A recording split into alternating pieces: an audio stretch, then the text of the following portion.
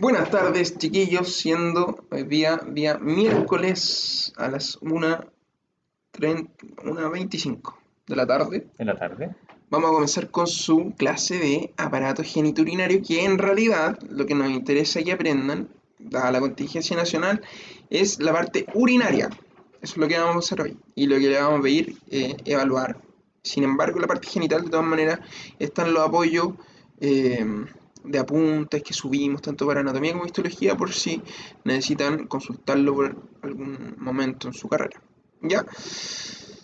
Entonces, ¿qué vamos a comenzar diciendo por el aparato urinario? Que está compuesto por principalmente este órgano filtrador, ¿cierto? Que son los riñones. Los riñones son dos, generalmente. A menos que usted haya donado alguno, haya tenido algún otro O tipo. puede eventualmente tener un tercer riñón, que se ha Hay visto que gente algunas que personas tiene que tercera. tienen. Pero la mayor parte, yo tengo dos. Yo No también. sé, usted Sí, tiene yo también. dos. Espero que usted tenga dos también, si tiene tres mejor. No sé si tiene alguna implicancia, pero bueno que tenga dos. Entonces, lo que estamos viendo en la imagen, ¿cierto? Son estos dos órganos.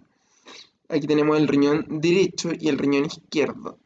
Siendo que el riñón derecho es generalmente está más abajo que el riñón izquierdo, y esto es producto de que aquí arriba de él vamos a encontrar un órgano, que ya vimos un aparato digestivo, que es el hígado. Ese hígado va a comprimir caudalmente este riñón, por lo tanto se va a encontrar más abajo. Los riñones se encuentran alrededor de la onceava vértebra torácica hasta la tercera vértebra lumbar, más o menos cuarta vértebra lumbar, es donde van a encontrar los riñones generalmente, y apostados a la pared posterior del abdomen. Esto está en la zona abdominal, pero lo más importante es que tienen que saber que son retroperitoneales. Si recuerdan el peritoneo que vimos en el sistema digestivo, los riñones se encuentran por detrás del peritoneo y bien apegadito a la pared posterior, que es muscular. ¿Se acuerdan cuando vimos músculos del abdomen? La pared posterior del abdomen está presentada principalmente por el músculo psoas mayor, el músculo cuadrado lumbar y el músculo psoas menor. Y el músculo ilíaco, que el músculo ilíaco no va a tener relación con el riñón, pero los otros músculos que nombramos, especialmente el psoas mayor y el cuadrado lumbar, van a tener una relación con estos riñones. ¿Para qué sirve el riñón? Principalmente el riñón sirve para filtrar, ¿cierto? Todo lo que es los líquidos de nuestro cuerpo y conservando o sacando lo que es el sodio y potasio junto con otro electrolito. Es para, en el fondo, expulsar todo lo que no se pudo expulsar de otra manera y retener estos electrolitos si es que es necesario. Para eso sirve el riñón. Y después este líquido filtrado va a avanzar por los uréteres, va a llegar a la vejiga y se va a expulsar por lados distintos en el hombre y en la mujer, ¿cierto? Entonces vamos a seguir avanzando. Fíjese cómo los riñones están puestos ahí entre la onceava eh, costilla, ¿cierto? Y lo que se está plasmando aquí es una proyección de esto en la pared posterior del abdomen. Esta es una visión posterior. Eh, y, por ejemplo, una cirugía de riñón, el acceso no va a ser por la parte anterior del abdomen, sino que va a ser por la parte posterior debido a la cercanía del riñón con esta pared posterior que es muscular, ¿cierto? Ahí puede ver cómo el riñón derecho está más abajo que el riñón izquierdo. ¿Quiere decir algo, profesor? ¿No? ¿No? Sentí un suspiro ahí. Bueno, esto está representando una visión posterior, ¿ya? Y lo que están tratando de mostrar estas sombritas, estos colores distintos, son distintas relaciones que van a tener los riñones con otras estructuras anatómicas. Entonces, por ejemplo, si vemos el riñón derecho, vamos a tener la proyección de la doceava costilla. Si vemos el riñón izquierdo, que está más arriba, vamos a tener la proyección de la onceava y la doceava costilla hacia este lado, ¿cierto? Aquí tenemos el área diafragmática, que está en la parte más superior, y también recordar principalmente que el riñón derecho está relacionado con el hígado, por eso está más abajo, en su parte superior. Recordar también que los dos riñones están relacionados con la glándula suprarrenal que vimos ya en el sistema endocrino, y que los dos riñones también están relacionados con el páncreas. Voy a volver un poquito atrás. El páncreas está apostado de manera horizontal, ¿cierto? Estando el riñón derecho relacionado con la cabeza del páncreas, mientras que el riñón izquierdo está relacionado con la cola del páncreas, ¿cierto? Siguiendo esta visión posterior, vamos a ver eh, que estas áreas de colores están mostrando la relación que tienen con los músculos. Esta área que está en moradito, que está a ambos lados, está relacionada con el músculo psoas mayor. La área amarilla hacia los dos lados está relacionada con el músculo cuadrado lumbar y la área roja está relacionada con el músculo transverso del abdomen, generalmente o sea, específicamente con su aponeurosis, acuérdense que termina en una aponeurosis en esta zona abdominal posterior. Y estamos viendo cómo está la aorta y la vena cava, eh, dando, ¿cierto? La arteria renal izquierda y derecha, la aorta, esta es la arteria renal izquierda, esta es la arteria renal derecha, y esto sería la vena renal izquierda y la vena renal derecha. Esto que usted está viendo en moradito va a ser primero la pelvis renal, tenemos un poco de sonido ahí ambiental, Ojalá no se escuche muy fuerte. hay una construcción acá al lado, y que lo que tenemos acá es la pelvis renal que está saliendo del riñón que va a llevar la orina a la vejiga. Y esto ya sería el uréter. Entonces tenemos esta pelvis renal que sale y el uréter que se continúa. Esas son las principales relaciones que tienen el riñón y dónde está ubicado anatómicamente. Este es un corte transversal donde están viendo las mismas relaciones que les dije. Por ejemplo, esta es la hoja parietal del peritoneo. Fíjense cómo pasa por delante del riñón y por delante del páncreas. Recuerden que el páncreas también es un órgano retroperitoneal. Y cómo la cola aquí se está relacionando con el riñón izquierdo y con el vaso.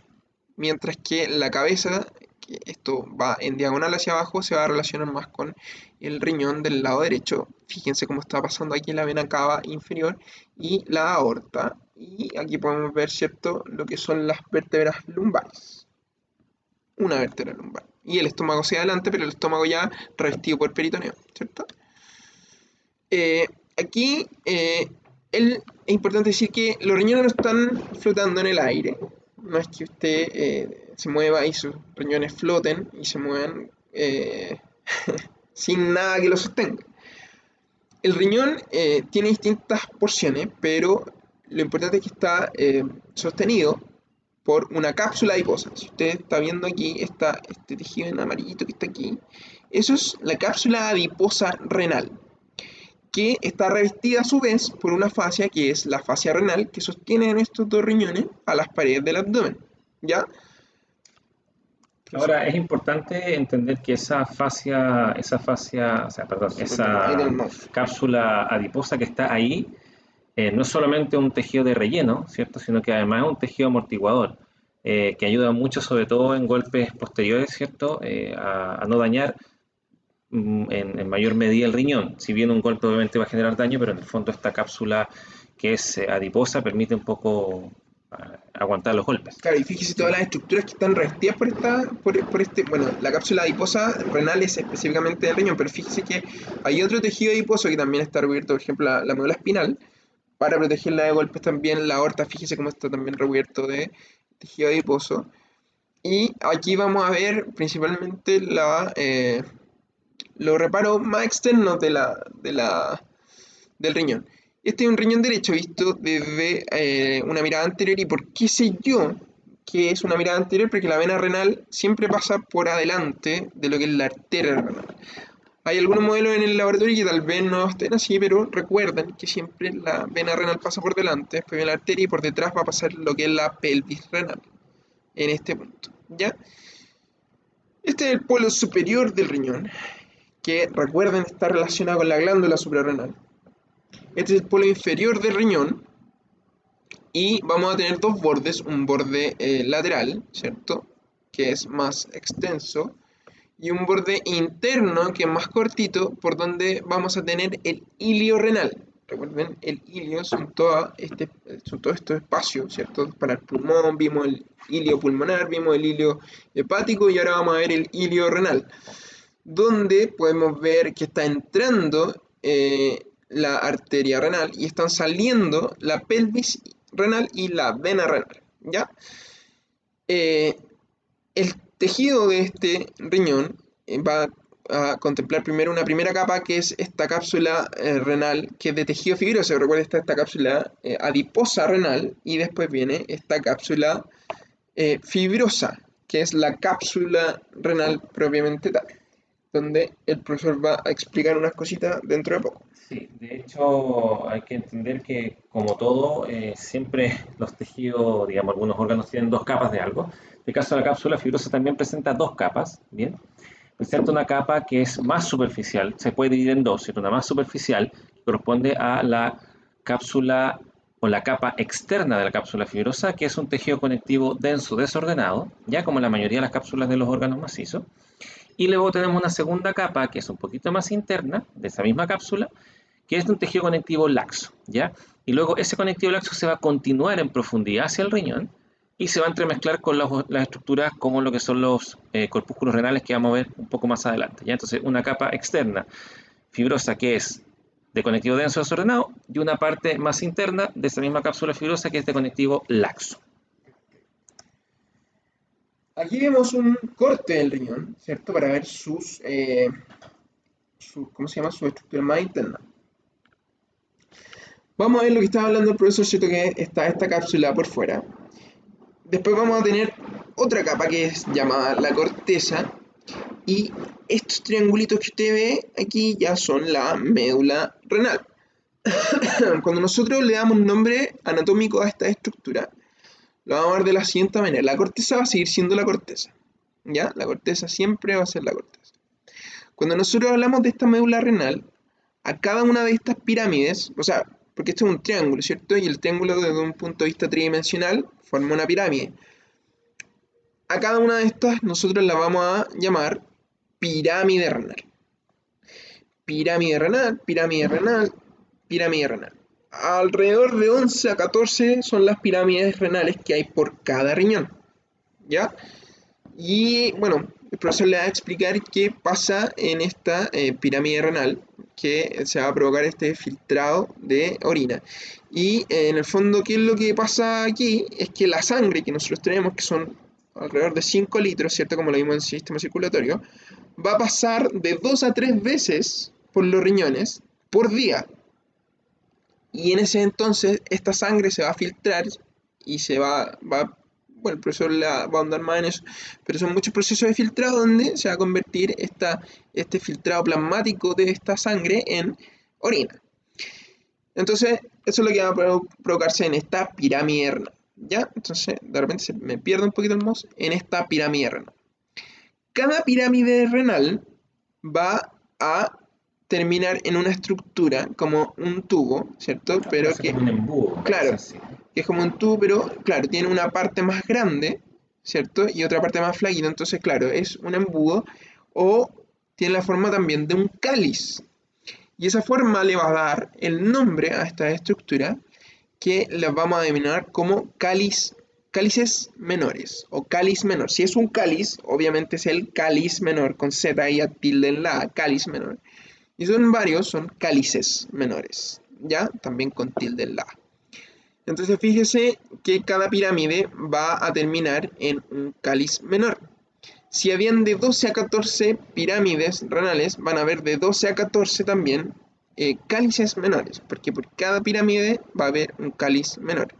Y la puntita de la pirámide, donde se va a estar viendo la última aparición de la orina antes de entrar al cáliz menor, se va a llamar papila renal. La puntita del triángulo es la papila renal. Esta zona más pálida que usted puede ver ahí es la papila renal. Y la papila renal va a soltar orina en el cáliz menor. Y a su vez, cada cáliz menor se va a juntar en un cáliz de mayor tamaño, que también tiene una forma de cáliz. Ve que esto está más angosto y esto es una superficie más amplia, igual que un cáliz. Entonces cada cáliz menor va a terminar ahora en un cáliz mayor. Y ahora, a diferencia de los 12 a 14 cálices menores, solo van a haber 3 cálices mayores. Aquí podemos ver uno, ¿cierto? Que está recibiendo estos cálices menores. Aquí vemos otro y aquí vemos uno inferior. Y ahora, cada uno de esos se van a unir en esta estructura que es más grande, que se llama pelvis renal, ¿ya? Y ahí se va a juntar la orina y después esta pelvis renal al salir del riñón, ahora se va a llamar, no al salir directamente 1 centímetro más abajo, se va a llamar uréter. Y el uréter es el conducto que lleva la orina. ¿Qué otras estructuras podemos ver? ¿Cierto? Este espacio donde se encuentran entrando estos cálices renales, saliendo más bien dicho, y donde vamos a encontrar distintos vasos sanguíneos provenientes de la arteria renal y que van hacia la, o sea, perdón, provenientes de la arteria renal y que van las venas a la vena renal. El espacio donde transcurren estas cosas se llama seno renal y vamos a encontrar mayormente tejido adiposo, que es el tejido adiposo del seno renal, ¿ya? Otra estructura que podemos ver acá, perdón, profesor. Otra estructura que podemos ver acá, ahí sí, me sale mejor. Otra estructura que podemos ver acá es la invaginación de esta corteza a través de las pirámides, que esto va a tener un nombre. Esa invaginación se llama columna renal, ¿ya? Y está entre cada pirámide, ¿ya? Y esas serían las estructuras que podemos ver desde el punto de vista anatómico. Ahí está la definición, ¿cierto?, de lo que son los... Bueno, aquí sale de 7 a 13, pero independientemente del número, es saber que son varios, pero que los cálices mayores son de 2 a 3. Ya, eso es lo normal. Y esta es como un corte excluyendo cada uno de estos en 3 dimensiones. Que es como un cáliz menor, cáliz menor, cáliz menor, que desemboca en un cáliz mayor y el cáliz mayor va a desembocar ahora en una pelvis renal. Desde la arteria renal, vamos a tener distintas arterias de menor tamaño que se van a adentrar en la espesura del riñón, ¿cierto? Estas arterias tienen nombre y son llamadas arterias segmentarias. No es necesario que sepa cada una de las arterias segmentarias, se la puede nombrar igual. Esta es la arteria segmentaria superior o apical. Esta es la arteria segmentaria anterior superior. Esta es la arteria segmentaria anterior inferior. Esta es la arteria segmentaria inferior. Y esta que va atrás es la arteria segmentaria posterior. Esas 5 generalmente son las que forman estas arterias que van a salir de esta arteria renal. Fíjese cómo esta arteria va a ir a buscar esta espesura de la columna renal. ¿Se acuerda de esta invaginación que le conté entre medio de las pirámides? Esta arteria se va a dividir en una arteria que va a ir entre medio de cada una de estas pirámides. Y esa arteria se llama arteria interlobar. ¿Ve? Esta es la arteria interlobar, entre medio de cada cáliz menor, perdón. Cada una de estas se va a llamar arteria interlobar. Y ahora, la arteria interlobar va a dar origen a una arteria que es ahora un poco más pequeñita. Y esa arteria más pequeñita que va a recorrer el borde de la pirámide, este borde de la pirámide, y que va a llegar a dar la vuelta, va a ser como un arco. Por eso recibe el nombre de arteria arcuata o arteria arqueada. Y desde esa arteria arqueada o arcuata van a nacer arterias más pequeñitas, arteriolas, en donde se va a producir ahora el filtrado de la sangre que proviene de esta arteria renal. Y eso es lo que va a explicar el gran profesor Gastón Aberzúa a continuación. Bien, ahora, entonces, siguiendo la línea de estas arteriolas, vamos a ver entonces que, se fijan en esta imagen, esta arteriola llamada arteriola aferente es la arteriola que va a venir desde esta arteria, va a generar una ramificación y una formación de capilares en este sector, y luego va a salir como una arteriola eferente. Y este es un sistema arterial importante y diferente. ¿Ya? Ustedes se acuerdan que en general el flujo de los vasos sanguíneos pasa de una arteriola a un capilar, y luego de un capilar a una vénula postcapilar, y luego una vénula muscular. Bueno, en este caso, entra y sale una arteriola. Entonces, este es un sistema especial que funciona básicamente para mantener la presión. Ya las arteriolas son las que manejan la presión, por tanto ahí se maneja entonces a qué nivel de velocidad y se mantiene la presión dentro de esta estructura. Y entonces este capilar va a estar rodeado de esta estructura epitelial, a la cual le vamos a llamar cápsula de Bowman, ¿cierto? Conocida por muchos de ustedes, más de algunos tienen que haberla escuchado. un epitelio simple escamoso, entonces que va a servir como sustento para este ovillo de capilares. Ya, profesor. ¿Sí? Sí. Perdón, profesora. Bueno, aprovecho de revisar si está grabando esto. Sí. 20 minutos, vamos bien. Dentro de la estructura, me salté otro pedazo, profesor. No, ahora usted tiene que ir a Ahí. esa parte. Entonces, bueno, retomemos. Soy el peor Ayuda. audiovisual del mundo. Bueno, entonces esta estructura que estamos empezando a analizar, que es la unidad funcional del riñón, se llama nefrón. Bien, y lo que yo les había mostrado hace unos segundos atrás es esta estructura que está acá. Esta estructura completa, ¿cierto? Que incluye los elementos que vienen como la arteriola aferente, ¿cierto? Todo esto que está aquí corresponde al corpúsculo renal. Bien, aquí se ve la ramificación de la arteriola que forma este ovillo de capilares, ¿ya? Y a estos capilares se le va a llamar glomérulo renal. Solamente un detalle que deben considerar desde el punto de vista fisiológico, pasa en libros de fisiología y a veces con los profesores de fisiología, que ellos hablan del glomérulo renal como toda la estructura, pero estructuralmente el glomérulo son solamente los capilares que están en el centro. Sumándole la hoja parietal de la cápsula de Bowman, todo eso va a componer el corpúsculo renal. ¿Bien? Ahora, si miran acá la imagen, yo quiero que recuerden algunos elementos.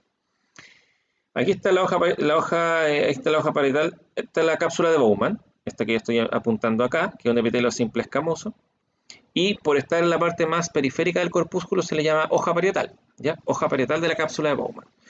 Luego esa hoja parietal, fíjense que más cerca de las arteriolas se va a reflejar y se va a posicionar sobre los capilares. Pero ahora no va a formar un epitelio como tal, ¿bien? Sino que estas células pasan a modificarse, pasan a ser células independientes en su forma, ya no son planas, ni cúbicas, ni nada, son más bien, cada una toma su forma, y pasan a llamarse podocitos. Ya, podocito significa célula con pies. Si ustedes se fijan en esta imagen acá, ese podocito que estoy apuntando aquí, fíjense que tiene como 3 patitas que van entonces a abrazar a este ovillo de capilares. Bien, ese es uno de los elementos, ¿sí? Entre la hoja parietal de la cápsula de Bowman y los capilares se encuentra aquí en amarillo un pequeño espacio que se le va a llamar espacio urinario. ¿Bien? Y la gracia de ese espacio es que cuando la sangre pasa por el capilar, filtra por los espacios que voy a nombrar a continuación y cae en el espacio urinario. ¿Bien? Y ahí va quedando el ultrafiltrado sanguíneo. Una vez hecho ese filtrado, fíjense cómo este espacio amarillo se continúa hacia el otro costado, hacia el otro polo donde no están las arteriolas y caen en esta estructura que está en la parte más de abajo de la imagen, que corresponde al túbulo contorneado proximal, que es el primer túbulo que se va a formar desde el corpúsculo renal. Y fíjense que el espacio urinario se continúa con el lumen del túbulo contorneado proximal. ¿Ya? Y otro elemento que tienen que considerar dentro de este corpúsculo renal son estas células que se ven rojas. Estas células se llaman células mesangiales, ¿ya? Aquí tienen varias funciones que voy a nombrar en unos minutos más, ¿bien? Pero fíjense que hay unas células mesangiales que están rodeando los capilares como que los abrazan, y luego hacia el polo donde están los vasos sanguíneos están estas mesangiales también, pero que se llaman extraglomerulares porque ya no están dentro o entre medio de este ovillo de capilares, ¿ok? A este sector, donde nosotros vemos una arteriola que es aferente, que luego se capilariza y sale como arteriola eferente, a este sector se le llama polo vascular del corpúsculo renal, ¿ya? Por ende, al lado contrario, a este donde está el túbulo contorneado proximal, se le llama polo urinario, ¿ya? Que es por donde va a empezar la formación de la orina, ¿bien? Y asociado también a este sector del polo vascular, a estas células mesangiales extraglomerulares, van a haber dos elementos que tienen que recordar. Uno es que las células musculares que forman la arteriola aferente se modifican un poco y pasan a llamarse células yuxtaglomerulares. ¿Bien? Son importantes porque estas son células que liberan renina, que es una de las hormonas que permite la regulación de la presión sanguínea. El riñón, fuera de todas las funciones que tienen que ver con ultrafiltrado, también son capaces de captar cambios en la presión. Cambios en presión a nivel renal son los que finalmente hacen cambios en la presión sistémica. ¿Ya? Eso es súper importante que lo recuerden, sobre todo para el área de fisiología. Súper importante. Y acá tenemos entonces también en este polo, esto que se llama túbulo contorneado distal, lo vamos a ver un poco más adelante, pero acá hay una serie de células, fíjense que cambian. que si bien acá las células son más cuboidales, aquí arriba, acá se hacen un poquito más columnares y mucho más pequeñas y más cortas entre ellas, mucho más delgadas. Este sector de células del túbulo contorneado distal se le llama mácula densa, que también tiene que ver con la captación de cambios de presión. Bien, este es el esquema ideal, ¿cierto? Pero si ustedes se fijan a la derecha tenemos el esquema, no el esquema, la imagen histológica real. No se ve todo lo que le acabo de nombrar. Lo que sí podemos identificar es un glomérulo en el centro, un espacio blanco que es el espacio urinario y se ve un epitelio simple escamoso por el borde acá que correspondería a la hoja parietal de la cápsula de Bowman. Bien, arriba el polo vascular donde entran las arteriolas y la mácula densa que, como les mostraba, está relacionada con este sector del polo. Bien.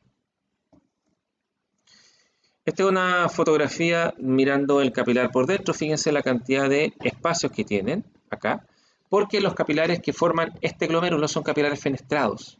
Por tanto, permiten entonces salida de moléculas de mayor tamaño, que es simplemente oxígeno y CO2 como forma de intercambio. Aquí también salen algunas otras partículas y moléculas desde el torrente sanguíneo. Eventualmente es normal que pueda cruzar algo de glucosa, que pueda cruzar algunos péptidos, algunos aminoácidos por el tamaño de estos espacios. Bien. Ahí está una representación del podocito, solamente para que vean cómo el podocito es capaz de abrazar los capilares, ¿sí? Con sus patitas, ¿bien? O con sus pedicelos se llaman en realidad. No me importa el nombre, pero que entonces abrazan a estos capilares. Bien, esto es importante que lo recuerden siempre. Esto es mucho más fisiológico y es muy importante desde el punto de vista de la función renal asociada sobre todo a fármacos que deben ser eliminados también por esa vía, ¿ya? La barrera de filtración glomerular es una barrera que se va a formar entre el capilar fenestrado y el podocito. Bien, es una conversación entre ellos. Vamos a ver entonces los elementos que van a formar dicha barrera. Esta es una microscopía electrónica. Quiero que miren con cuidado. Este es el capilar, donde dice capilar. Este es el capilar.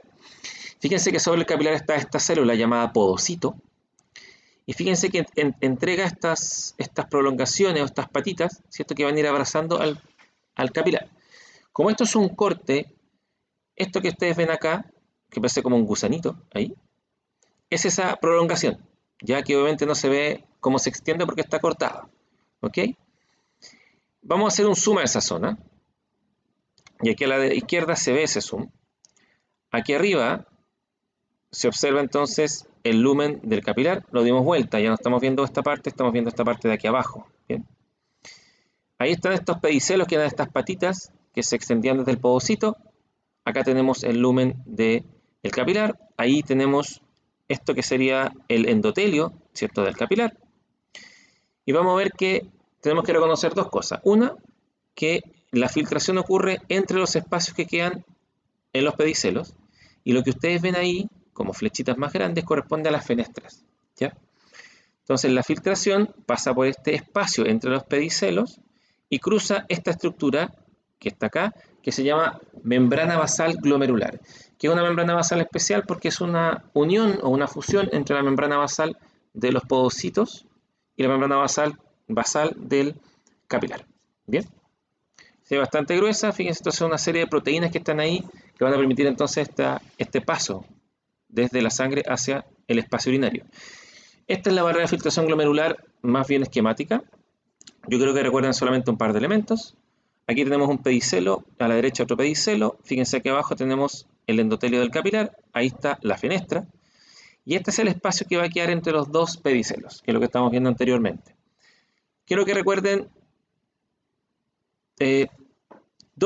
tres proteínas en este caso. Se fijan, hay varias proteínas, pero yo quiero que recuerden tres. Una es la nefrina, fíjense que está en color rojo, que es una proteína que funciona como un cierre de un polerón, de un chaleco, ¿cierto? Que se asocia a estas proteínas que están aquí en color morado llamadas NEF1 y NEF2, ¿ya? Esta NEF1 y NEF2 son las encargadas de regular en cierta forma la separación de las nefrinas para permitir el paso de elementos desde el capilar hacia el espacio urinario. ¿Bien? Entonces no es que haya una barrera abierta, sino que esto es una suerte de diafragma proteico que permite regular, ¿cierto?, cuándo y cuánto pasa desde el vaso sanguíneo hacia el espacio urinario. Bien, la nefrina entonces es la proteína central que ven en color rojo y la NEF1 y la NEF2 corresponden a estas proteínas un poco más laterales que regulan la separación de las nefrinas. Bien. Y esto es lo que va a ocurrir. Ahí está el vaso sanguíneo. Aquí vienen todos los componentes que vienen por sangre. Pasan, ¿cierto?, desde las fenestras, cruzando la membrana basal glomerular y se encuentra entonces con este pequeño diafragma que está entre los pedicelos. Una vez que pasan todos los elementos, caen al espacio urinario y a ese líquido que cae en el espacio urinario se le llama ultrafiltrado. A este nivel todavía no hablamos de orina. Bien, la orina la vamos a formar un poco más adelante, ¿ya? Es el ultrafiltrado renal y ahí tenemos, fíjense en el borde, la hoja parietal de la cápsula de Bowman formando este límite, ¿ya? Un elemento que le había dicho que les iba a comentar más adelante son las células mesangiales, son estas células que están entre los capilares y también en la zona extraglomerular. Son de soporte mecánico primero porque están encargadas de soportar la estructura del glomérulo. ¿Ya? Los capilares no están volando dentro de este corpúsculo renal, sino que están unidas. Se parece mucho a lo que hace el mesenterio con el intestino, ¿cierto? Que como que lo une a una región. Bueno, las mesangiales hacen exactamente lo mismo con estos capilares, ¿ya? Pero además son encargadas tienen características de fagocitosis. Ellas son capaces de fagocitar elementos extraños, ¿ya? El problema es que cuando hay elementos que están traspasando, ¿cierto?, la barrera de filtración glomerular desde los vasos sanguíneos, si hay alguna bacteria ubicada en ese sector, pueden fagocitar esa bacteria, pero además pueden fagocitar la membrana o lámina basal. Entonces podría generar a la larga la presencia de una bacteria, una destrucción normal, ¿cierto?, del riñón si es que no se elimina esa bacteria, ¿ya? Aquí está la estructura para que se la imaginen, o sea, no para que se la imaginen, sino que para que la vean. Aquí está el capilar, aquí están los pedicelos, fíjense en la parte más periférica del capilar. Acá tenemos el endotelio de este capilar. Me dice como hay una región del capilar que no está envuelta por podocitos, sino que está envuelta por esta célula mesangial que la va a anclar. Y entonces va a permitir que el ovillo de capilares se mantenga como un ovillo, ¿ya? Y no sean elementos que estén sueltos como si fueran un paquete de fideos o algo mucho más suelto, ¿ya? A la derecha sí se pueden identificar algunas cosas. Fíjense que si nosotros observamos esta región central, se ve un núcleo aquí y está rodeado por una sustancia o por un elemento más acidófilo para corresponder a una célula mesangial. Si miramos el glomérulo por el borde, vamos a encontrar a veces algunos núcleos como ese, como ese, como esos de ahí, que se van a proyectar desde el glomérulo hacia el espacio urinario. Esos núcleos yo puedo identificarlos con mucha certeza que son podocitos. No así, por ejemplo, si yo veo un núcleo en esa posición, como está marcando la flechita, puede ser un podocito, pero está en una vista un poquito más por encima. Entonces yo no puedo asegurar si es un podocito, o quizá podría ser una célula mesangial que no se le ve bien su citoplasma, o puede ser un núcleo de un endotelio, de un capilar que también está visto por encima, ¿ya? Entonces recuerden, y miren aquí abajo, ese núcleo que estoy apuntando con la flechita ahora va a corresponder a un núcleo de un endotelio del capilar. Significa entonces, es un núcleo que se está proyectando ahora hacia el capilar, no hacia el espacio urinario. Por tanto, si yo identifico un núcleo en el borde del glomérulo que se proyecta hacia el espacio urinario, es un podocito. Si ahora yo veo un núcleo también relativamente plano, pero que se proyecta hacia la parte interior de un capilar, va a corresponder a una célula endotelial. Y si yo identifico un núcleo rodeado por una sustancia o citoplasma que se ve un poco más acidófilo, corresponde a una célula mesangial. Bien, así que ahí podemos identificar los tres tipos de células. Ya, no vamos a profundizar en esto, ya solamente los vamos a nombrar. Corresponde luego de este ultrafiltrado que anda por el corpúsculo renal, va entonces a bajar a través de los túbulos renales, que son los que finalmente se van a acercar hacia los cálices menores, ¿ya? Este túbulo renal entonces son de varios tipos. Acá están nombrados todos en el orden desde el inicio o de la región más proximal hacia la región más distal, ¿cierto? Hacia lo que es el cáliz menor. Desde el corpúsculo hacia... Claro, hacia el cáliz. Y tenemos entonces el túbulo contorneado proximal, el túbulo recto proximal, los segmentos delgados del asa de Henle, que es vamos a ver que es una curvatura que se genera a nivel del nefrón, el túbulo recto distal, el túbulo contorneado distal. Luego de eso caemos en un túbulo cortito, que es el túbulo conector, y finalmente caemos en un gran túbulo, que es el túbulo colector, que es el que finalmente va a bajar, y les voy a mostrar a continuación, o más adelante, digamos, que es el que cae finalmente en la papila renal y cae después en el cáliz menor. ¿En el túbulo colector ya es orina? En el túbulo colector ya es orina. Sí, ahí ya se forma la orina, que es finalmente vamos a ver que es más fisiológico, pero eh, que es cuando ya se sacan todos los elementos o se reabsorben todos los elementos que se deben reabsorber y se eliminan todos los que se tienen que eliminar. A esa altura ya tenemos orina, ¿ya? Y se va a ir formando en el trayecto de todos estos túbulos renales. Aquí están en orden, mírenlo con cuidado esta imagen. Ahí tenemos entonces, eh, tenemos el corpúsculo renal. Fíjense entonces que tenemos el túbulo contorneado proximal, luego tenemos el túbulo recto proximal. Este es el asa de Henle, ya, ese es el asa de Henle. Tenemos entonces un segmento descendente, un giro o loop y un de túbulo ascendente. Bien. Y luego tenemos un recto distal y finalmente terminamos con un contorneado distal. ¿Ya? Luego todo ese contorneado distal va a seguir avanzando. Fíjense, ahí está el túbulo conector. Y cuando ya caemos en este grueso, ese sería el túbulo colector. ¿Ya? Esta flechita, ¿no? No, creo que yo lo dije al revés, pero en el fondo si ustedes siguen los nombres, van a poder identificar Para que tengan cada ojo en uno. eso, para que Sí, tengan ojo porque creo que lo nombré al revés. No, yo lo nombré No, al yo creo que revés. está bien, porque mira, si tú sigues el camino que hiciste y No, se da pero la es acá. vuelta, mira, fija acá cómo cae en todo lo colector. Sí, no es aquí. No es aquí, miren. Miren, sigan este sería el túbulo contorneado proximal.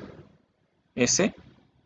Proximal, ¿viste? Dice proximal. Ah, Yo lo dije al perfecto. revés. Gira. Este es el recto proximal, segmento delgado, el loop, el delgado descendente, el loop, el delgado ascendente, el recto distal, el contorneado distal que está girando por detrás. Ah, Aquí, perfecto. y si lo siguen, aquí viene el conector y luego el colector. Eh, Eso, ya así que para que lo miren bien, solamente voy a hablar un poco de la estructura, no quiero profundizar más allá en la parte fisiológica, yo se lo van a ver en el siguiente semestre si Dios quiere y todo va bien. El túbulo contorneado proximal es el túbulo que genera una mayor tasa de reabsorción, y por favor es reabsorción, porque la absorción de elementos ocurrió a nivel intestinal. En la primera. Esa es la primera, la absorción. Luego todo esto pasa a la sangre, da vuelta, da vuelta, da vuelta, y cuando llegamos al riñón, se excretan elementos a través de este ultrafiltrado. Pero de todo lo excretado en el ultrafiltrado, tenemos que reabsorber elementos que sí nos van a servir. Servir. ¿Ya? De hecho, de todo lo que se excreta a nivel renal, o sea, todo lo que se filtra a nivel renal, ustedes solamente eliminan el 1%.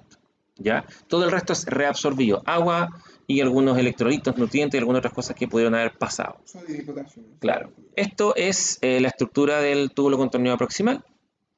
Es un epitelio simple cuboidal, una alta cantidad de microvellosidades para obviamente esta reabsorción. Aquí ocurre reabsorción de muchos electrolitos, toda la glucosa que eventualmente pudo haber pasado, aminoácidos que pueden haber pasado, todo eso es reabsorbido a este nivel. Bien, y fíjense entonces cómo hay una fuerte, como decía, una fuerte cantidad de microvellosidades, pero también una fuerte cantidad de mitocondrias, porque muchos de los elementos que hay que reabsorber se reabsorben por transporte activo. ¿Ya? Ese transporte activo tiene que ser obviamente con un gasto energético que Claro. es entregado en ATP por las mitocondrias. ¿Bien? Esa es una visión un poco más lejana, un poco más estructural. Fíjense, tenemos el epitelio simple cuboidal, el núcleo y la alta cantidad de microvellosidad en la superficie, y hace que parezca como una especie de alfombra en la superficie.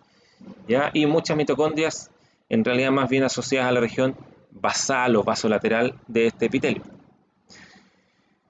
Histológicamente en una microfotografía, fíjense aquí se alcanza a ver el corpúsculo renal, hay un glomérulo, espacio urinario y ahí está la hoja parietal de la cápsula Bowman.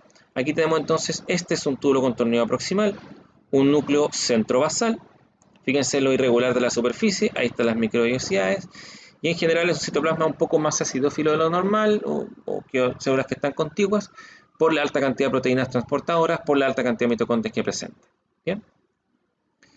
Ese es el túbulo contorneado proximal. Esto solamente para que vean cómo se reabsorbe, hay una reabsorción tanto de minerales, agua, como de algunos nutrientes que también pueden haber pasado. ¿Sí? El túbulo es bastante impermeable en general. Hay algunas uniones de oclusión acá que son las que permiten generar canales para la reabsorción de agua con su respectiva gradiente de sodio, Esto explica ¿cierto? por qué el sodio, cuando lo consumimos en demasío, no hace retener líquidos. Porque en el fondo, cuando usted tiene mucha concentración de sodio, el agua es arrastrada por esta concentración de sodio. Si usted tiene demasiado sodio en el cuerpo, no va a poder botar todo ese sodio, entonces va a reabsorber mucha cantidad de esto junto con mucha cantidad de líquido que va a quedar en el cuerpo. Y eso va a desencadenar muchas otras funciones que van a aumentar la presión sanguínea, generalmente cuando esto ya es demasiado elevado. Claro, pues es importante el tema de la regulación del sodio. En el fondo, una Es muy persona, importante. ¿Sabes que cuando alguien tiene eso, hipertensión, hipertensión, claro. no puede comer asaído con mucha sal, ¿cierto? Nada, Asaído en general es una cosa más sobria, es por claro. ese sentido. Y cuando estamos comenzando una dieta, por ejemplo, mucha gente que comienza en dieta le bajan la sal, pero que eso también repercute en la retención de líquidos del cuerpo y Claro, por lo tanto también se ve estéticamente mal. claro. Lo más Así que, importante es la hipertensión. así que no consuman No, tanto sodio, bien, tanta sí, sal. por favor. Hoy muy Eh, menos sal. bueno, esta microscopía electrónica, quiero mostrar solamente la alta densidad de mitocondrias que tiene en la superficie apical este túbulo contorneado proximal, que es súper, súper importante. También en algunos textos se le habla de ribeta en cepillo. Pueden hablar de ribeta en cepillo, pueden hablar de microvellosidades, ahí ustedes vean qué les parece mejor. Bien. Eh, el túbulo contorneado proximal tiene esa estructura y se mantiene también en el túbulo recto proximal. Ya se mantiene en la misma estructura de microvellosidades, de reabsorción y todo. Una vez que avanzamos, llegamos a las partes de los segmentos delgados de la de Henle. También solamente estructural. Fíjense que tenemos acá que este epitelio simple cuboidal ahora pasa a ser un epitelio simple escamoso, bajito, ¿ya? Y aquí lo que va a ocurrir, lo van a ver en fisiología también, existe una reabsorción de agua principalmente, que incluso se reabsorbe agua independiente del sodio que pueda haber, ¿ya? Así que eso es o sea, se hace una absorción de sodio a nivel de contracorrenteo, en el fondo, que lo van a ver más bien en fisiología. Estructuralmente es un epitelio simple escamoso, ¿ya? Lo que sí van a ver algunos sectores donde, dependiendo del tipo de nefrón, van a ver distintos tipos de epitelio.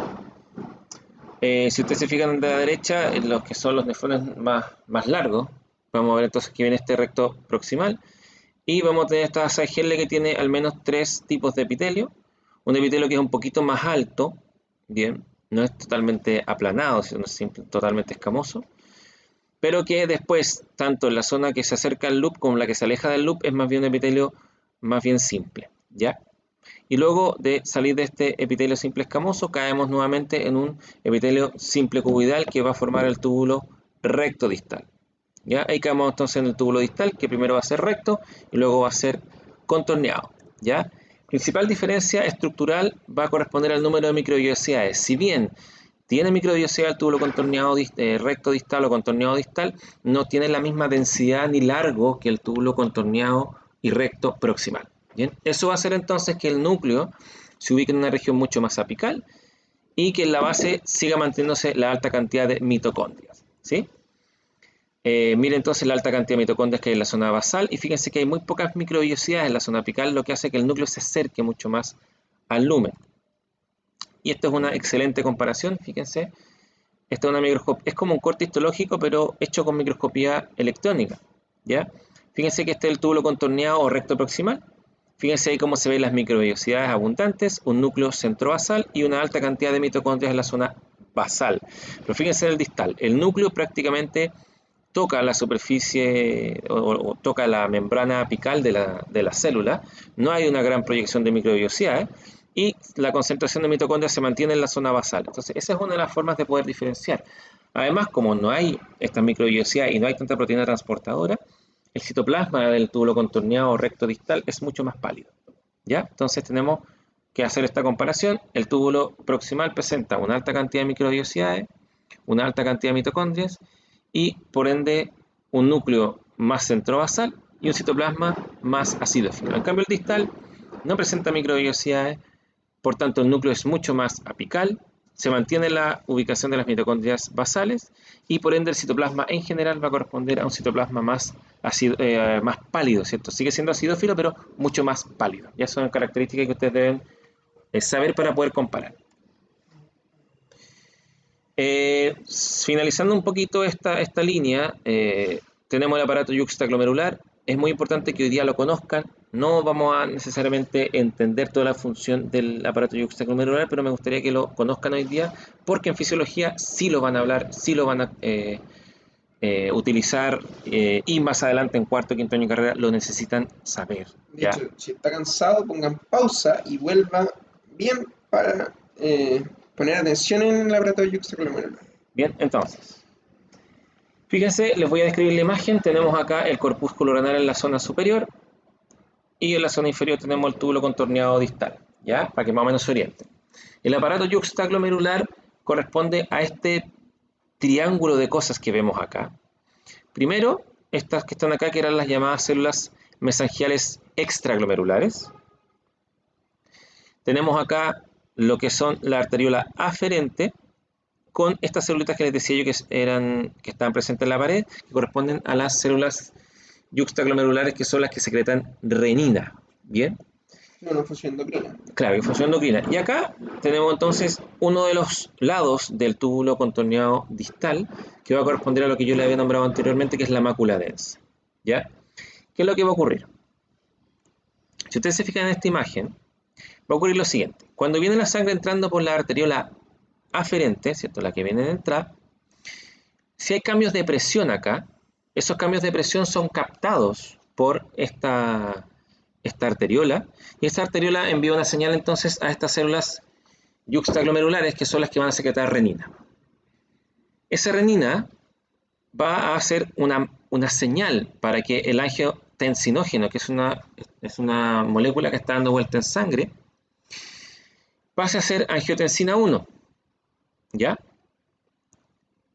Esa angiotensina 1, que los cambios lo hace principalmente a nivel de hígado, luego pasa a nivel de pulmón y se transforma en angiotensina 2. Y esa angiotensina 2 lo que va a hacer es hacer un efecto directamente sobre la adrenal y va a activar la secreción de aldosterona. ¿De acuerdo? Si ustedes se acuerdan de la glándula adrenal, teníamos la zona glomerulosa, que era la encargada de la secreción de aldosterona. ¿Ya? Esa aldosterona sale a la sangre, como toda glándula, ¿cierto?, endocrina, y esa aldosterona va a viajar directamente y va a hacer una acción sobre el túbulo contorneado distal. Y ese túbulo contorneado distal lo que va a hacer es, en el caso de una disminución de la presión, lo que va a hacer entonces es sacar agua, sacar sodio, ¿cierto?, desde el túbulo contorneado distal, lo que va a hacer un arrastre osmótico de agua. Por ende, esa agua va a pasar después a los vasos sanguíneos y va a aumentar la presión sanguínea. La volemia. ¿Ya? La volemia. ¿Ya? Entonces, en el fondo, si yo veo que hay una baja presión, lo que necesito es tomar más agua o reabsorber agua para poder subir la presión. Y eso es lo que hace este sistema, ¿ya? Desde estas células. Y este es un poco el ciclo, ¿bien? Esto, obviamente, esta baja de presión puede darse por heridas, puede darse simplemente por alguna alteración de eliminación de líquido en exceso, o un susto, claro. Entonces, todas estas bajas de presión son reguladas a nivel renal. Ya el renal, a nivel de la arteriola aferente, las células yuxtaglomerulares secretan renina, esa renina estimula el sistema de angiotensinógeno, angiotensina 1-2, estimula a la adrenal para la liberación de aldosterona y esa aldosterona estimula al túbulo contorneado distal para la reabsorción de sodio con su equivalente osmótico de agua, y eso va a aumentar la volemia, o sea, el líquido en la sangre. ¿Ya? Esta es una imagen de la mácula densa. Fíjense, acá está el glomérulo, aquí está el espacio urinario, tanto aquí como acá. Las arteriolas no se ven muy bien, pero fíjense que este es el túbulo contorneado distal y fíjense cómo los núcleos de esta región son diferentes a cómo se ordenan acá. Este pedacito del epitelio corresponde a la mácula densa. ¿Ya? Y finalmente el túbulo colector es el último túbulo antes de salir, ¿cierto?, de esta estructura del nefrón. El túbulo colector es básicamente un túbulo que va a censar la cantidad de líquido que viene, los elementos que vienen. De hecho, hay unas células del túbulo colector que presentan un cilio, y ese cilio se mueve para identificar la cantidad de orina que se está formando. ¿Bien? Ahí se ven, fíjense, acá está el túbulo colector. Bien, un epitelio simple cuboidal igual, ¿cierto? Un poco más pálido incluso, o bastante más pálido que los otros túbulos.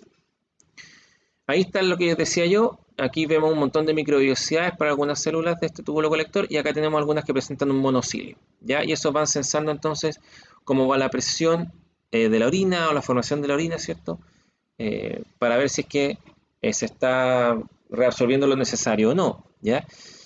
Y también hay una absorción a este nivel cuando es necesario o una baja volemia, también puede haber una reabsorción a nivel del túbulo colector.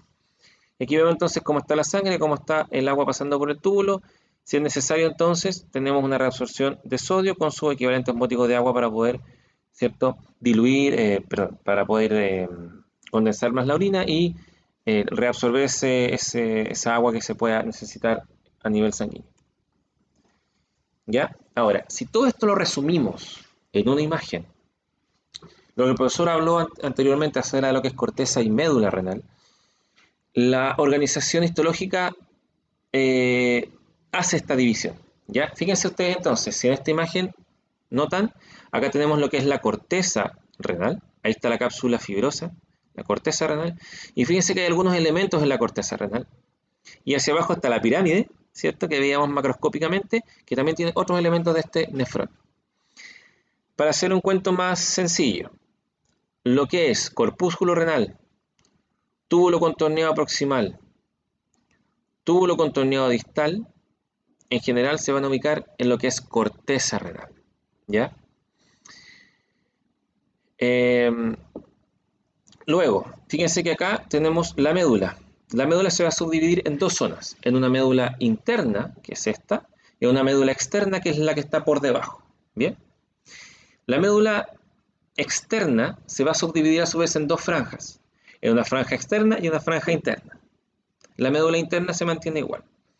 Pero quiero que noten lo siguiente, si ustedes miran bien, la franja externa de la médula externa presenta los túbulos rectos, tanto proximal como distal, ¿ya?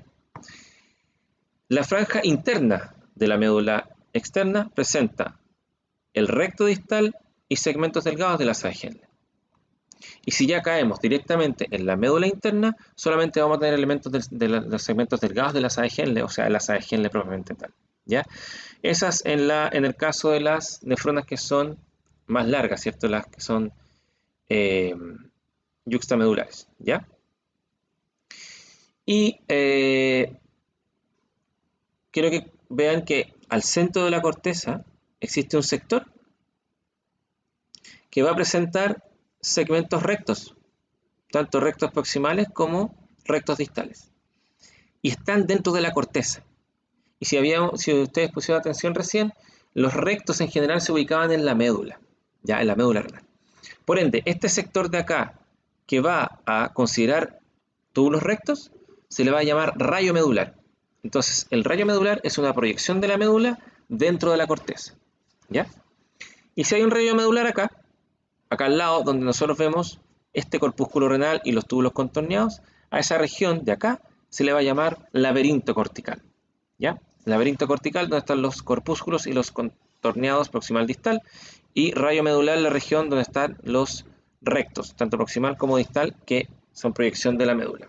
Ahora, desde el rayo medular podemos atravesar, ¿cierto?, hasta la papila a través del túbulo colector. Ya el túbulo colector nace en la corteza y termina en la papila renal. ¿Ya? Ese es el orden de los túbulos dentro de esta corteza y médula renal. Y esa papila va a drenar hacia el cáliz menor, la orina, Exactamente. proveniente del túbulo colector. Y si se fijan, si hacemos un corte, acá les quería mostrar un... Me fui. Un momento, chicos, se me movió la presentación. Se me perdió. Perdón, esto pasa cuando es una grabación, ¿no? Miren, en esta imagen de acá, fíjense que lo que está mostrando aquí en una imagen más de microscopía electrónica está viendo unos puntitos. Lo que estamos viendo acá es el vértice de la papila renal, ¿ya? Y lo que están viendo ahí como puntitos es la salida de cada túbulo colector. Y lo que están viendo aquí abajo, fíjense, esos que están como lúmenes pequeños corresponden a cortes de túbulos colectores. Y fíjense cómo el colector ahí se abre. Ahí abajo se abre y cae en esta estructura, que de hecho tiene un epitelio especial, que es un epitelio de transición o polimorfo. Este es el cáliz menor, o la pared del cáliz menor, ¿ya? Este es el espacio que va a quedar entonces en el cáliz menor, este embudo que les mostró el profesor, y este es entonces la pared epitelial de ese cáliz menor, ¿ya? Eso pasa, puede pasarse nomás. Estamos aquí entonces. Nosotros quedamos. Por eso son las arterias septas que vimos delante. No vamos a entrar detenidamente en eso. Y aquí se ve como, a ver, en la continuación del camino, ¿cierto? Ya cuando esto sale a través de los cálices menores. Después del cáliz menor, la orina pasa al cáliz mayor, que son 2 a 3. Y desde los cálices mayores pasa a la pelvis renal, que es esta dilatación grande de este conducto. Todo eso está llevando orina, pero ahora la orina tiene que ir hacia afuera del riñón, ¿cierto? Porque la tenemos que excretar. Y esto pasa a través de este conducto largo, bien largo, imagínense que cruza todo el abdomen hasta llegar a la vejiga ya se encuentra en la pelvis, es el uréter. Tenemos un uréter derecho y un uréter izquierdo. La longitud, como dice ahí, son 25-30 centímetros. O sea, imagínense esa regla de 13 centímetros grande, ese es su uréter. Un calibre de 3 a 5 milímetros, ¿cierto? En su diámetro. Y claro, este uréter va a tener distintas porciones. Una porción abdominal porque cruza, como les decimos, el abdomen. Y después va a tener una porción ilíaca, que es la que va a recorrer por encima la arteria ilíaca. Y después una porción pélvica, que va a estar dentro de la misma pelvis. Y cuando llega a la vejiga, el uréter toda esa espesura que cruza la pared de la vejiga es el uréter vesical. Entonces tiene estas 4 porciones: la abdominal, la ilíaca, la pélvica y la vesical. Aquí está viendo el corte, bueno, este es del atlas de Netter, como la mayoría de las imágenes, y está viendo cómo atraviesa principalmente, al principio, o sea, no principalmente, al principio, al comienzo, cruza este músculo. Si usted se acuerda, este es el músculo que decía el profe que son los filetitos que usted va a pedir en la carnicería. Ese es el músculo psoas mayor. Entonces fíjese, cuando aparezcamos ahí, cómo el uréter va por encima del músculo psoas mayor en su porción abdominal.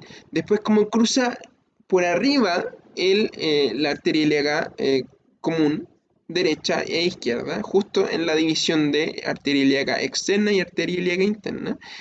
Después se continúa a través de la pelvis renal, o sea, de la pelvis en general, la cavidad pelviana. Y después, cuando cruza la pared de la vejiga, esta es la vejiga, vamos a tener un uréter vesical. Fíjense cómo están otras estructuras ahí, cómo se está diseminando la arteria ilíaca interna, ¿cierto? El recto, ¿cierto? Distintas otras estructuras que tenemos. Ya, sí, vamos a ir terminando. La vejiga, bueno, se encuentra en la pelvis menor, ¿cierto? En el paso es infraperitoneal, subperitoneal también le puede decir. Está posterior a la sínfisis púbica. ¿Se acuerda esta articulación de tipo sínfisis que entra entre un hueso coxal y el hueso coxal del otro lado? En estado lleno tiene una forma globular y en estado vacío tiene una forma de pirámide. ¿Por qué? Porque en el fondo, cuando se junta la orina, esto va a ser como un globito, ¿cierto? Porque está lleno de orina. Pero cuando está sin orina, esto va a tener esta forma triangular, debido a que son una punta, un vértice hacia abajo y dos puntas hacia cada lado y hacia arriba, ¿cierto? Esta vejiga, al igual que el estómago, tenía un fondo, un cuerpo, y a diferencia del estómago va a tener un vértice, que es la puntita donde va a nacer la uretra, que es por donde vamos a eyectar la orina. Fíjese, en este caso, como en una mujer, el útero se acopla, se monta arriba de la vejiga, y esta es una de las razones por qué la mujer puede contener menos orina que el hombre. Si se ha fijado la amiga o la abuelita, la tía, generalmente tiene que ir muy seguido al baño. O si usted le cuenta un chiste a la abuelita, pipí, y se hace pipí, y vamos a ver por qué se hace pipí. Bueno, una de estas razones es porque en la mujer el útero está apoyado por encima de la vejiga. Y la otra razón es que la uretra, que van a ser de la vejiga, en la mujer es muy cortita. Mide alrededor de 4 a 5 centímetros, mientras que en el hombre mide de 16 a 18 centímetros, que es el largo del pelo. Ahora, hay un detalle importante también que deben considerar, que esto lo estamos hablando desde el punto de vista normal, una persona que no tiene ningún proceso de nada, pero considera una embarazada. ¿Sí? Si ustedes piensan en una embarazada, no tiene un útero de mayor tamaño, claramente las mujeres embarazadas van mucho al baño. en la mañana, en la tarde y en la noche. Imagínate que ¿Ya? todo este espacio va a estar Ocupado. ocupado por este útero que crece para hacer la guagua de o sea, ¿cuánto pesa una guagua? ¿3 kilos? De 3 y 4 3 kilos una 4 kilos. guagua. Imagina todo eso ocupado y desplazando esta vejiga constantemente hacia abajo porque aumentó de tamaño. Claro, con mayor razón las mujeres embarazadas van Más mucho abajo, más seguido mucho al baño. más. Fíjese como en un nombre ahora, no hay nada que esté, bueno, van a encontrar asas intestinales, ¿cierto? Del intestino delgado, el peritoneo por arriba, eh, pero en el fondo no hay nada que esté en constante presión de esta vejiga, por lo tanto no se puede extender de una manera más fácil. Y la uretra que va a nacer de acá va a medir lo que es el largo del pene, que son aproximadamente, no el pene, sino que la uretra de 16 a 18 centímetros de largo, por lo tanto una mayor, o sea, Claro. claro, entonces por eso no vamos al baño tan seguido el hombre, ¿cierto? Y eso sería la vejiga que está en esta situación anatómica en el piso de la pelvis debajo del peritoneo. La musculatura vesical, bueno, principalmente, ¿se acuerdan cómo era la musculatura del estómago? Esto es igual. Tenemos una musculatura longitudinal, una o sea, Sí, sí. circular y una oblicua, ¿cierto? Longitudinal. Longitudinal, perdón. Longitudinal, que es más interna, ¿cierto? Que es Ujú. muy parecida a la musculatura oblicua del estómago, que es la Claro, capa más interna. Entonces claro. son tres capas de musculatura eh, y vamos a ir viendo, bueno, eso lo ve más adelante. Fíjese cómo aquí está lo mismo que le decía, el útero está acoplado encima de la vejiga y fíjese lo cortito que es la uretra. Entonces, esta es la vejiga, ¿cierto? Y esta es la uretra de una mujer. Y aquí va a llegar a los labios menores, ¿cierto? A la vulva de la mujer, donde se va a soltar la orina, porque no vamos a pasar genital hoy día, pero esto no es la vagina es este conducto, ¿cierto? Por donde se introduce el pene para la reproducción de las personas, De de la los especie. animales, de todo, La evolución de la especie. de la especie, ¿cierto? Entonces es la vagina y esta es la uretra, y fíjense lo cortito que es. Y todo esto revestido de mucho músculo, ¿cierto? Muchos esfínteres para poder miccionar, ¿cierto? Miccionar es la acción de orinar. Y fíjense en la diferencia del hombre, esta vejiga, ¿cierto? Donde vamos a tener una uretra. Esto es importante, se lo puede nombrar. La uretra del hombre es mucho más larga y tiene tres porciones.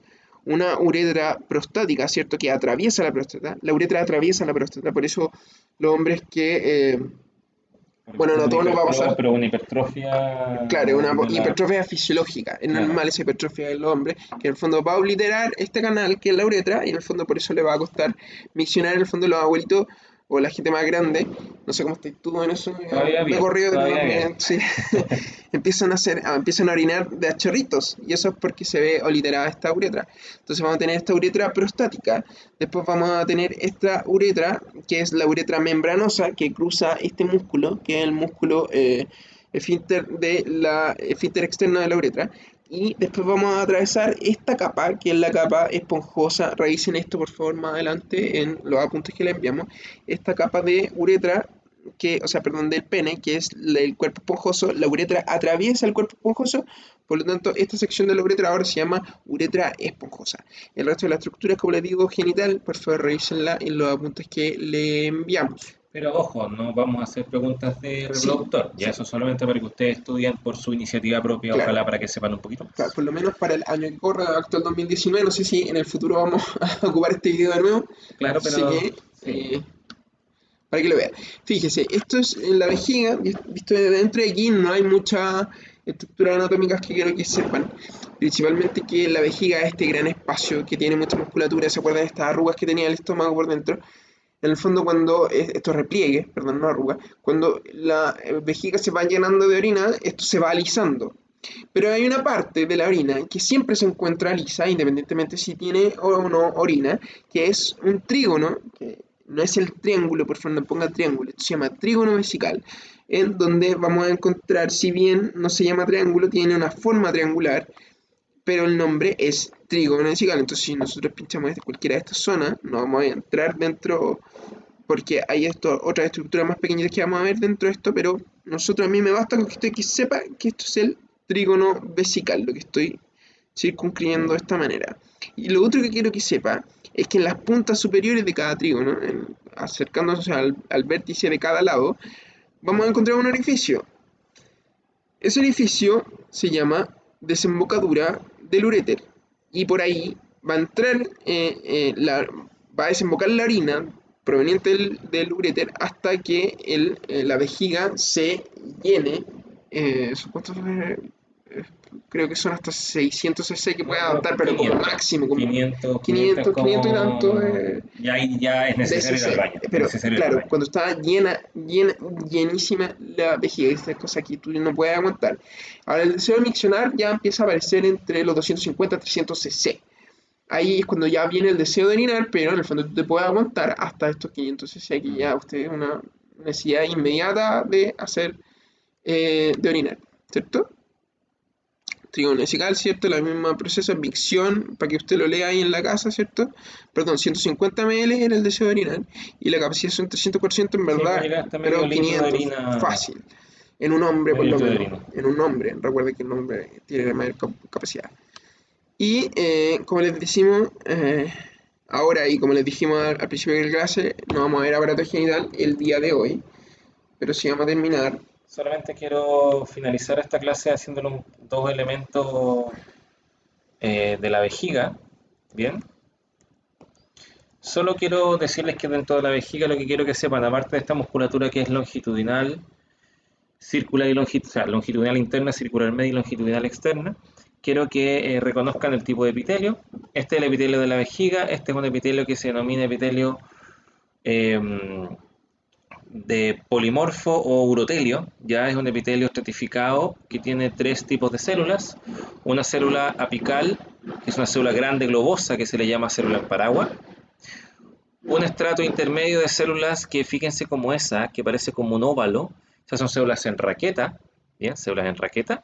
Y finalmente esta celulita que ustedes ven aquí abajo en un estrato basal va a corresponder a una célula cuboidal, ¿ya? Que se llama célula basal, ¿ya? Entonces, la gracia es que estas células son capaces tienen una capacidad de estiramiento, ¿ya? Entonces, cuando la vejiga se llena de orina, estas células se empiezan como a aplanar un poco y eso permite entonces que se estire, entre comillas, el epitelio y permite entonces que la vejiga en general se distienda. Y el soporte de la micción, ¿cierto? De la alta cantidad de cc que pueda juntar la vejiga tiene que ver con la capa muscular que tiene tan desarrollada para que no se rompa.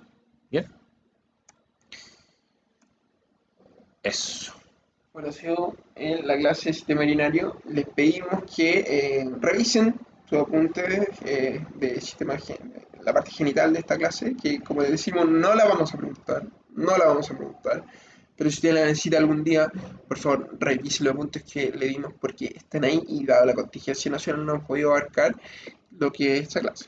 Sí, chicos, es muy importante esto. Esta es la última clase ya, Sí. sí. No sé si nos vamos a ver, pero yo creo que lo importante de una asignatura como esta es que ustedes sean capaces de entender la estructura de las distintas regiones, órganos y zonas, porque el día de mañana se les van a presentar momentos en los cuales van a tener que saber algo de esto. Y si bien no se recuerdan, siempre es importante saber dónde buscar, ¿ya? Nuestras clases siempre están online, ustedes van a ver sus apuntes, cuiden sus apuntes, guarden sus apuntes. Si pueden comprar un libro el día de mañana con algo, cómprenlo también, porque no es solamente saber para esta asignatura, sino que es importante saber para que ustedes el día de mañana sean buenos estudiantes en adelante, digamos, y que también sean buenos profesionales. Nuestro Y desempeño eso, profesional. sí, y eso habla no de saber de memoria las cosas, sino que de saber lo que yo sé de memoria y lo que no lo sé, pueda entonces Ir a buscarlo. ir a buscar. ¿Bien? ¿Ya? Espero que les vaya muy bien. Bien, chicos. Eso. Ya, pues. Nada, que le Ya, vaya muy chicos. bien. Muchas gracias. Adiós.